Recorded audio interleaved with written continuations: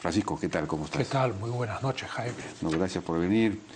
Bueno, comencemos rápidamente con el tema ecuatoriano. Habría ganado Lenín Moreno, el candidato correísta, pero Guillermo Lasso, el candidato opositor, no reconoce el triunfo, dice que ha habido fraude. ¿Tú crees que ha habido fraude en este proceso? Bueno, yo la verdad es que prefiero no creer nada excepto las cifras. En la primera vuelta, el 19 de febrero, Lenín Moreno, por unas cuantas décimas, no alcanzó el 40% con el cual hubiera ganado en primera vuelta. Y Guillermo Lasso obtuvo, si no me equivoco, el 28% del voto, o sea, estaba muy atrás. El domingo 2 de abril, este domingo, ha tenido lugar la segunda vuelta y, en fin, los resultados son Moreno 51.16 y Lasso 48.84 al 99% de los votos escrutados. Si yo tomo como muestra un referente externo, El País publica el resultado electoral en España y ahí Moreno ha obtenido 57 y fracción del voto ecuatoriano en España, donde hay una enorme comunidad ecuatoriana en España.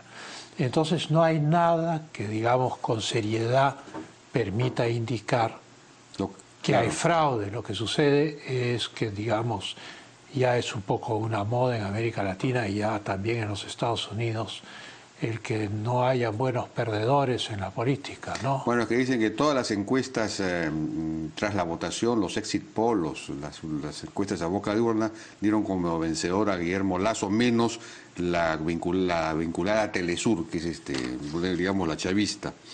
Y que aquí hay una información que me sorprende, pero no sé si será verdad o no, que la Comisión Nacional Electoral, CNE, le daba 6 puntos de ventaja a Lasso frente a Moreno. De pronto el sistema se cayó y permanece caído una media hora. Al regresar, Moreno ganaba a Lasso por 2 puntos.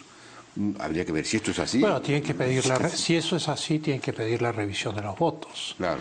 Pero, digamos, las grandes tendencias estaban ahí. El tema de las encuestadoras, yo no defiendo ni al ganador ni al perdedor, claro. O sea, ni me va ni me viene ninguno de los dos, para ser franco. Pero hemos visto a las encuestas fallar en la elección americana, hemos visto a las encuestas fallar en el Brexit, en el cual le daban la victoria al no y terminó siendo el sí.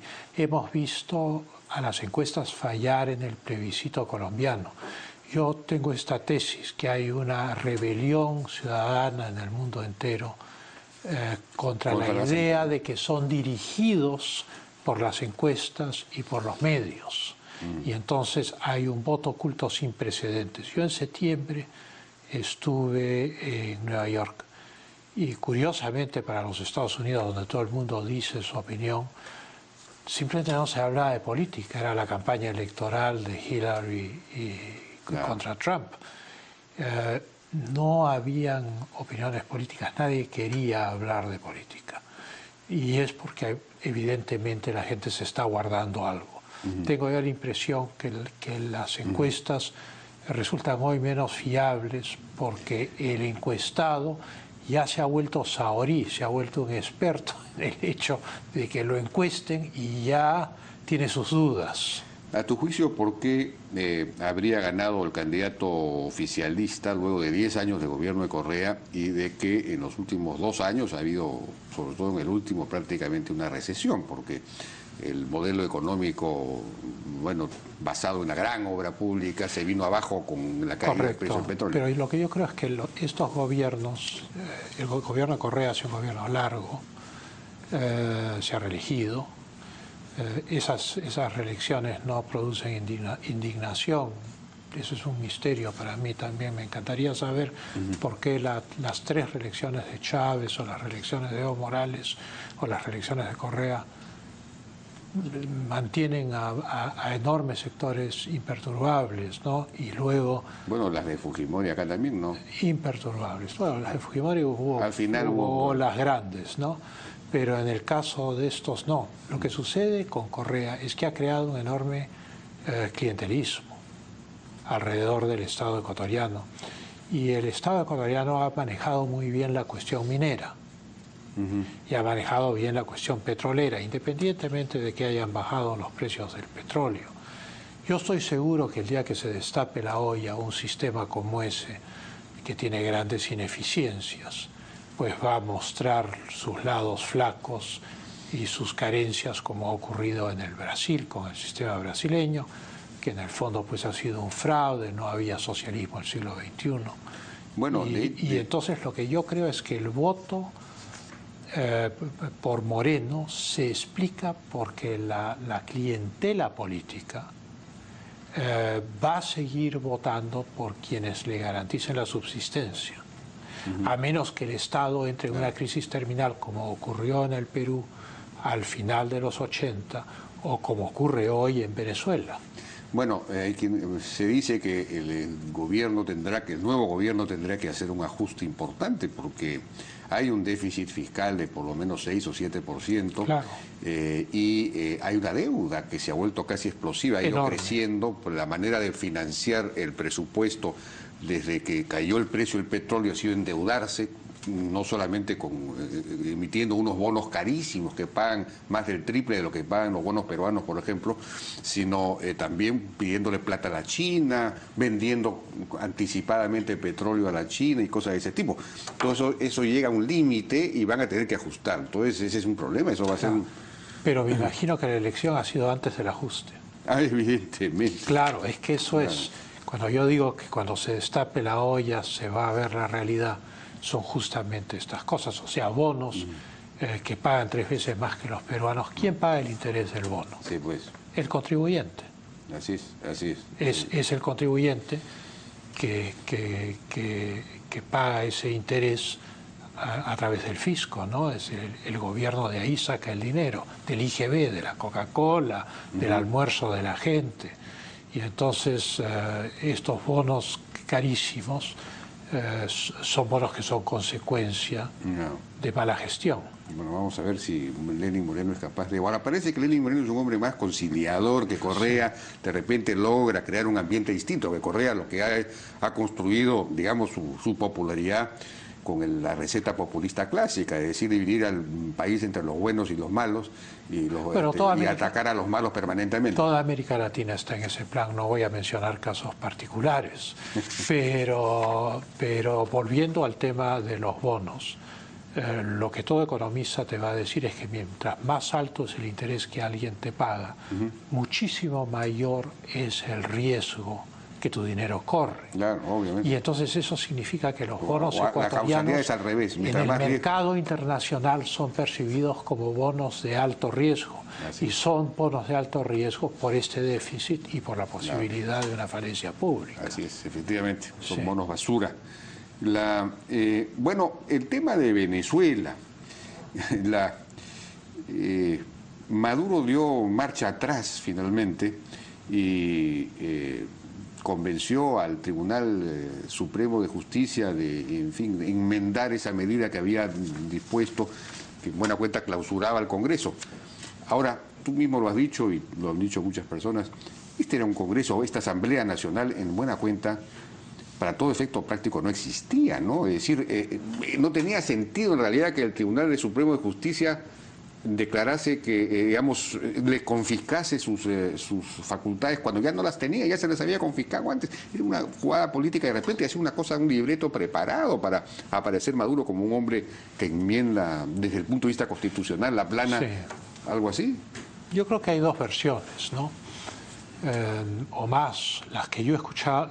Hay quienes dicen en Venezuela que hay una facción de Diosdado Cabello, que es la que habría empujado al Tribunal Supremo a esta medida, y hay una facción de Maduro que no necesariamente está en buenos términos con la de Diosdado Cabello, que es representada por Luis Ortega, la fiscal general, que impugna la constitucionalidad de la acción del Tribunal Supremo y que le permite a Maduro a las 12 de la noche cambiar de rumbo y hacer que se le restituyan los poderes a la Asamblea Nacional. Entonces, primera hipótesis, pugna interna, se va en una dirección, luego se va en la otra dirección. Pero luego está el pronunciamiento del Departamento de Estado de los Estados Unidos del 30 de marzo, que es inusualmente fuerte, en el cual pide justamente eso, la restitución de los poderes a la Asamblea Nacional, la realización de elecciones en el menor plazo posible y la liberación de los presos políticos. Entonces creo yo que el pronunciamiento del Departamento de Estado, más acciones como la de la Cancillería peruana de retirar al embajador de Venezuela, han tenido también un impacto en el gobierno venezolano. Naturalmente, el quitar la facultad, al que da y quita el diablo le pone una jorobita, dice el proverbio castellano. Entonces, al quitarle a la Asamblea Nacional sus facultades, sus poderes, y luego al dar marcha atrás y restituírselos, el hecho es que ya se ha cruzado el Rubicón. Ya la oposición no quiere saber nada con el gobierno. Así les devuelvan los poderes, ya son inutilizables. Pero diplomáticamente esto neutraliza a la OEA, porque si la OEA iba a hacer una condena, digamos, categórica, límpida, clarísima, como ocurrió en el caso del Perú el 5 de abril de 1992, entonces en ese caso lo que hace el gobierno venezolano al dar marcha atrás es jalarle la alfombra bajo los pies a la OEA. Hoy día se ha reunido el Consejo Permanente de la OEA en una sesión muy agitada, porque han habido abstenciones. República Dominicana, Bahamas, El Salvador, Belice se han abstenido. Bolivia, Venezuela y Nicaragua se han ido del recinto, no han estado presentes en la votación. O sea que el ALBA ha hecho su show. Ha hecho su show, han dicho que es intervencionismo, que el imperialismo, etcétera, etcétera. Pero luego los otros países, los que presentaron la moción, entre ellos el Perú, los Estados Unidos, en fin, han finalmente emitido un texto. Pero el texto también es un texto barroco, porque, por ejemplo, dice que en Venezuela ha habido una grave alteración inconstitucional del orden democrático. Ahora, grave alteración inconstitucional del orden democrático me parece alambicado, o sea, o hay una ruptura del orden constitucional o no la hay. En este caso la hay, o sea, el Tribunal Supremo rompió el orden constitucional, así Maduro les haya dicho 24 horas después, ahora hagan lo contrario. Además, el hecho de que puedan cambiar de opinión con tanta celeridad es la prueba evidente de que Venezuela es una dictadura. O sea, un Tribunal Supremo independiente no cambia su sentencia. 24 horas después. ¿No? Entonces, hay la presión externa, hay una probable división interna, y luego el hecho de que vienen elecciones. ¿Cuáles elecciones? Las elecciones a alcaldes y gobernadores son este año, y las presidenciales son al final del próximo año. Y entonces esta maniobra, en el fondo, aísla a la oposición, le quita, si bien la Asamblea Nacional no tenía una capacidad real de legislar, porque era constantemente atajada.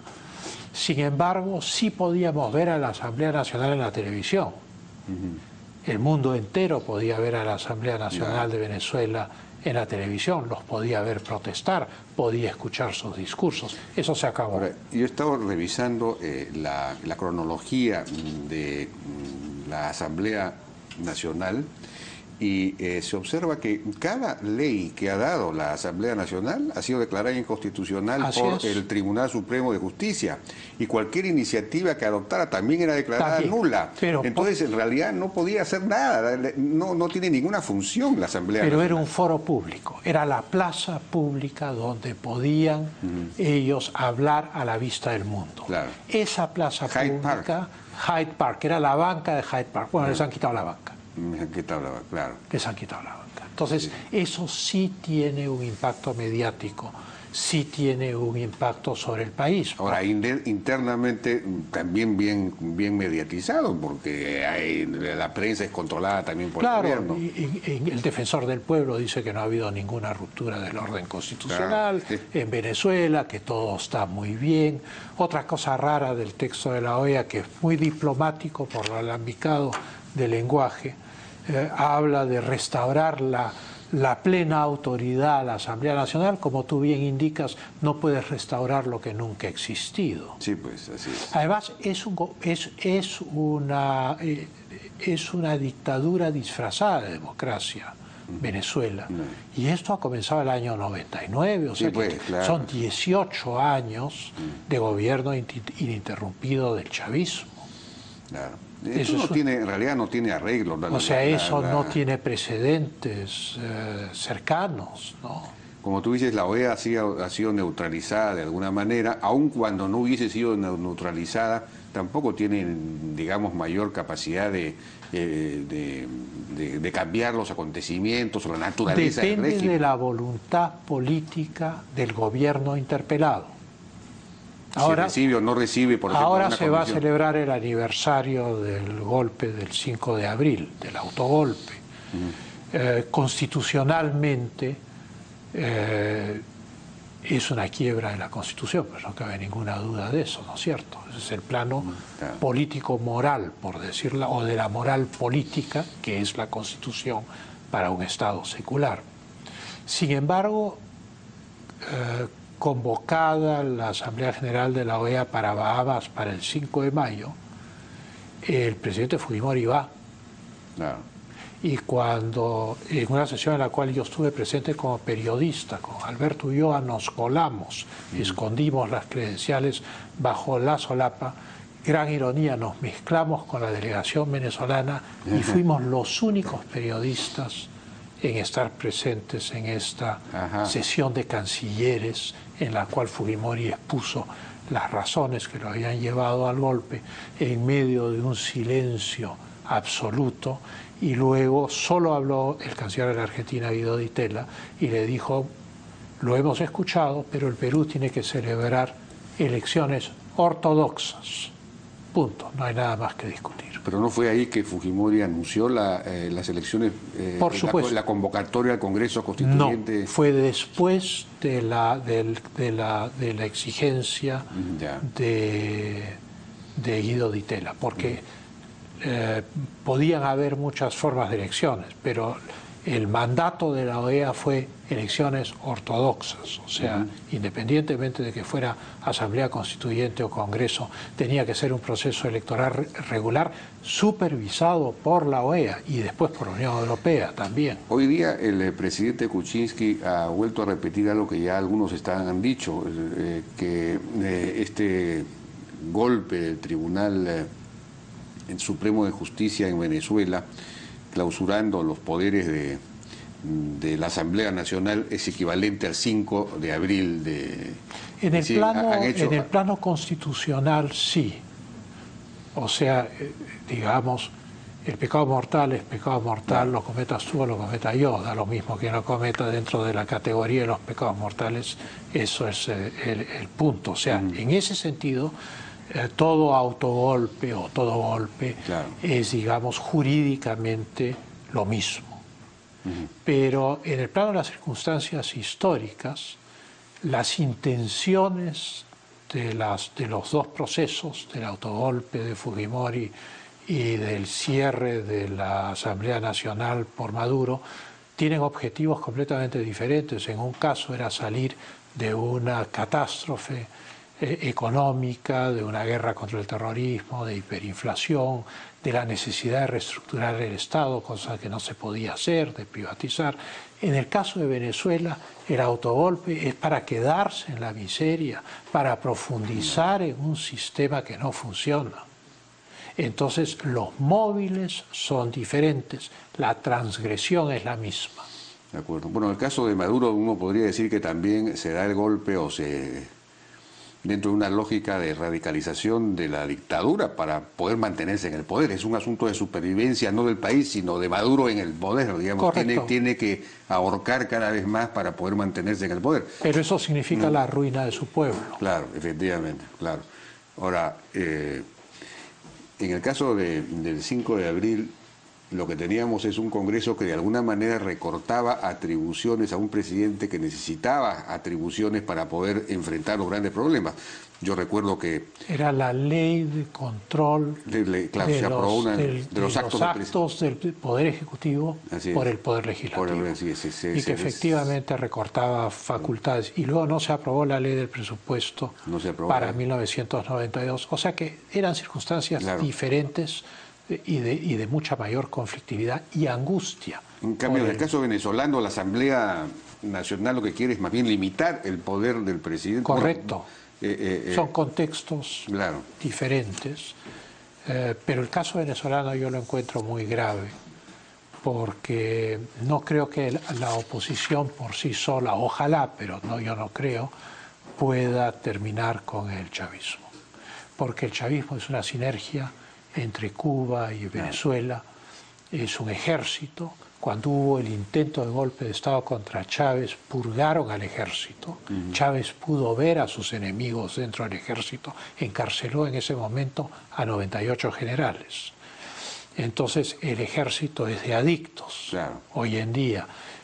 Además del ejército está el apoyo cubano. ¿Y las milicias populares? 700.000 personas en las milicias populares. Ponte que la mitad se vaya corriendo, quedan 350.000. O sea, los comités de cuadra han establecido un sistema tremendamente opresivo, y yo creo que sin una ayuda del exterior es enormemente improbable que se logre terminar con el chavismo. ¿Qué tipo de ayuda del exterior qué tipo de presión podría haber? Bueno, como lo que se hizo con Milosevic en Yugoslavia, como lo que ha ocurrido en Ucrania con Yanukovych, en que Victoria Nuland, la ex embajadora en Naciones Unidas, se desplazó a Kiev a coordinar con la embajada americana. En fin, digamos que hubo un apoyo externo a quienes derrocaron a Yanukovych, así como hubo un apoyo externo documentado que fue publicado en el Washington Post para derrocar a Milosevic. Esto es... Pero ahí hubo intervención militar externa. Después, que ya fue para ocupar el KFOR. Antes hubo el bombardeo, el año 99, es cierto, pero no derrocaron a Milosevic. Hubo la guerra del Kosovo, el 99. Pero Milosevic quedó en el poder. Para sacar a Milosevic, la administración americana contrató un publicista de primer rango de California y se instaló en Budapest, no en Belgrado. Y empezó a hacer focus groups y encuestas en Yugoslavia, o en lo que quedaba de la República Federativa de Yugoslavia. En base a la información recolectada, se identificó el punto débil de la oposición, que era su falta de unión. Y entonces se empezó a negociar la unión de la oposición, y cuando se logró un consenso, se hizo una operación en la cual se repartieron celulares para que la gente textee, y se produjo una de estas revoluciones de color y cayó Milosevic. Pero hubo ayuda externa, documentada. Y en el caso de Ucrania, la vista también. Sí, pues. Bueno, Francisco Tudela, ex canciller de la República. Muchas gracias. Bueno, muchas gracias, Jaime. Gracias por venir.